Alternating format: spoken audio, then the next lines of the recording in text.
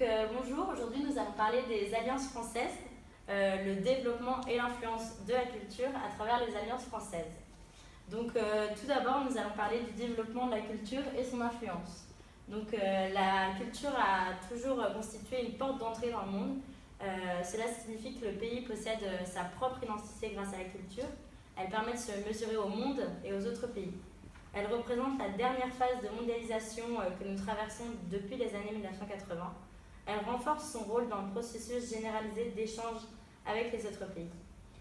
Plus les peuples et les individus cohabitent à proximité les uns des autres, plus l'importance de l'échange interculturel se fait sentir pour gérer les différences.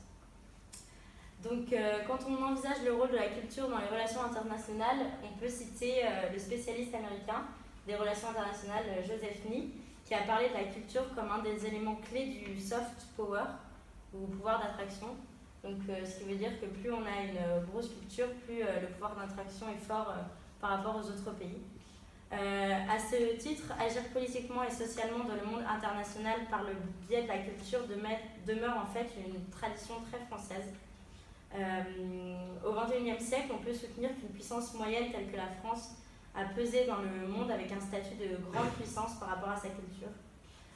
Mais dans un monde politique devenu multipolaire et de moins en moins marqué par les puissances européennes, on assiste à la montée depuis 40 ans de nouveaux acteurs et courants de la culture par rapport aux autres pays.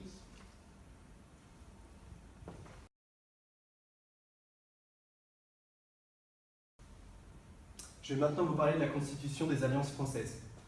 L'Alliance française, créée en 1883, qui est donc une association privée reconnue d'utilité publique dès 1886, joue un rôle moteur dans la définition et la réalisation de cette action culturelle française extérieure. Constituée en majorité de professeurs et de hauts fonctionnaires, elle inventa un mode d'organisation décentralisé. Donc nous pouvons prendre l'exemple des comités d'alliance française à l'étranger, qui sont juridiquement indépendants de l'Alliance française, par exemple à Paris. Des modalités d'intervention, donc la conférence, la distribution de livres, l'octroi de subventions à des écoles et à des enseignants français. Ce réseau de comités était actif surtout en Europe et au Proche-Orient, où 100 000 élèves étaient scolarisés dans des établissements français, essentiellement des écoles catholiques. L'État n'intervint réellement dans ce domaine de l'action extérieure qu'au début du XXe siècle, mais son action se renforça notamment dans l'entre-deux-guerres avec la multiplication des instituts et des lycées français à l'étranger ou par une politique du livre entre 1936 et 1947. On peut distinguer donc trois grandes étapes dans le fonctionnement de l'action culturelle extérieure française.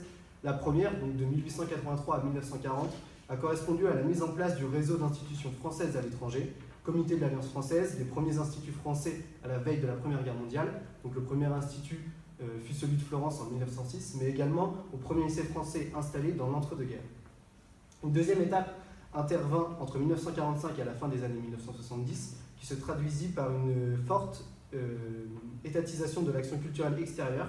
Une direction fut créée à Paris, la DGRC, et des postes de conseillers culturels dont les ambassades furent créées en 1947. L'Alliance française fut davantage subordonnée aux directives fixées par les diplomates, mais pendant 30 ans, grâce aussi à des budgets assez généreux, la culture française à l'étranger fut fortement soutenue.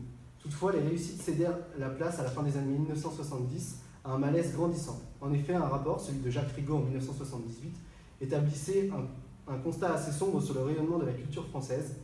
Ce texte semble donc avoir inauguré le dernier épisode de l'action culturelle extérieure française dans laquelle nous nous trouvons encore actuellement. Ce rapport fut en effet un moment important dans l'histoire de l'action culturelle extérieure française, puisqu'il lançait un cri d'alarme sur l'efficacité de celle-ci, sur son penchant rétrograde à entretenir les illusions d'un passé glorieux plutôt que de préparer aux nouveaux défis. Parmi les 33 propositions, on rencontrait quelques idées forces. Jacques Rigaud dénonçait d'abord l'attitude souvent paternaliste des Français à l'égard des autres cultures, et il avançait l'idée de procéder davantage par coopération égalitaire. Le rapport culture, et il y avançait. Le rapport était aussi le doute sur la possibilité de continuer à gérer de manière indifférenciée un réseau mondial. Il avançait la nécessité de professionnaliser davantage des agents au comportement d'amateurs bien souvent, et il préconisait également le développement de l'audiovisuel, resté jusque-là un peu le parent pauvre de l'action culturelle extérieure. Quelques années après, la radio RFI vit le jour en 1985 et la télévision en continu, France 24 en 2006.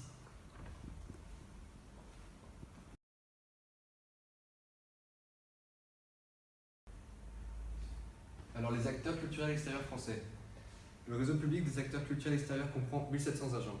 Alors, l'importance des acteurs culturels à l'extérieur s'explique au travers de trois caractéristiques générales. Alors, le premier constat, le réseau reste superficiel, même si la création de l'Institut française en 2011 a permis d'accentuer le contrôle de l'État sur l'Alliance française.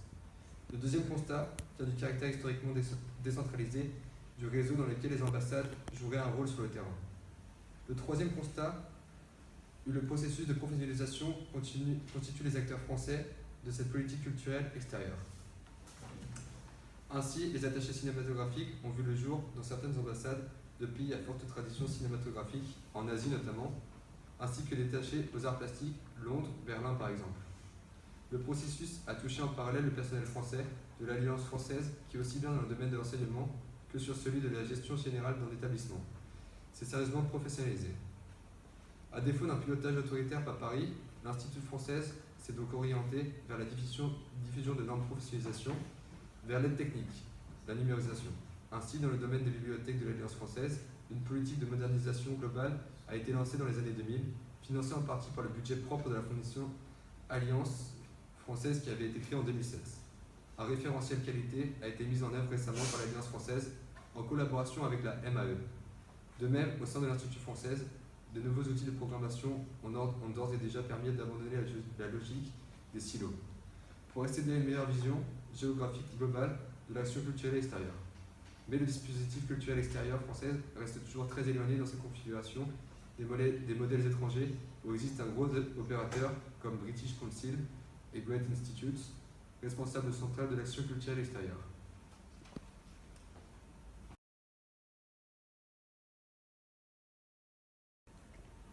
Donc maintenant, les missions des alliances françaises.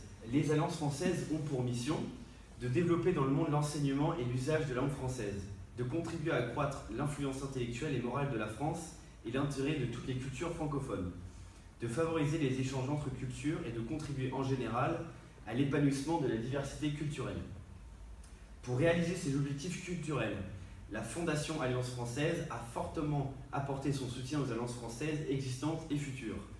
Chaque alliance est gérée localement en tant qu'organisation indépendante à but non lucratif, dans un environnement étranger à toute préoccupation politique ou religieuse. Elle a vocation à rassembler les amis de la France et à organiser dans le monde et en France des cours de langue générale et de spécialité, ainsi que des activités culturelles et de coopération. Elle veille à la cohérence et à l'unité d'idéal et d'objectifs du mouvement dans le respect des spécificités locales.